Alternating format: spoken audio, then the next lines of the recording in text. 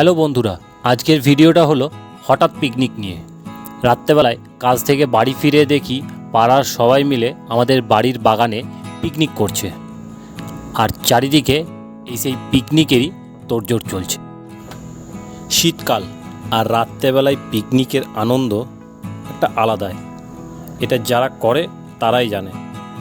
হ্যাঁ, ঠান্ডা লাগে ঠিকই, অনেকে হয়তো একটুখানি শীত কাতুরেও আছে, কিন্তু এই আগুনের সামনে ঠান্ডায় কাঁপতে কাঁপতে পিকনিক করার আনন্দই একটা আলাদা। কেউ কিন্তু আগুনের কাছ থেকে যেতে চায় না, সবাই বলে আমরা আগুনের কাছেই থাকব। কিন্তু কিছু করার নেই, কাজের ক্ষেত্রে কাউকে আগুনের কাছে থাকতে হবে, কাউকে আবার আগুন থেকে যেতে হবে একটু দূরে। কিন্তু যে দূরে যায় কিছুক্ষণ পর কিন্তু সে কিন্তু আবার সেই আগুনের কাছেই ফিরে আসে। তার একটা আনন্দই আলাদা রাত্রেবেলায় সবাই মিলে পিকনিকের। আর এই পিকনিকটা ছিল খুবই সামান্য মেনুর ওপর দিয়ে, লুচি, আলুর দম আর মিষ্টি।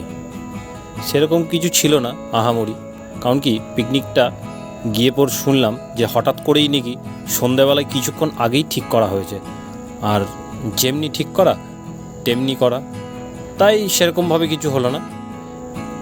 তা এইখানে দেখতে পাচ্ছ লুচি ভাজা চলছে, গুড়ের মিষ্টিও আছে, আর খেতেও সবাই বসে গেছে।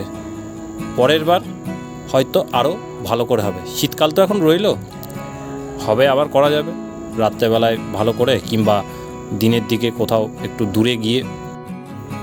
অবশেষে আমি খেতে বসলাম লুচি, আলুর দম আর গুড়ের মিষ্টি দিয়ে। রাত্রের ডিনারটা শেষ করলাম এবং তোমাদেরকেও জানাই শুভরাত্রি। আবার দেখা হচ্ছে পরে অন্য কোনো একটা ভিডিওতে তোমাদের সঙ্গে। Tata, take care and good bye.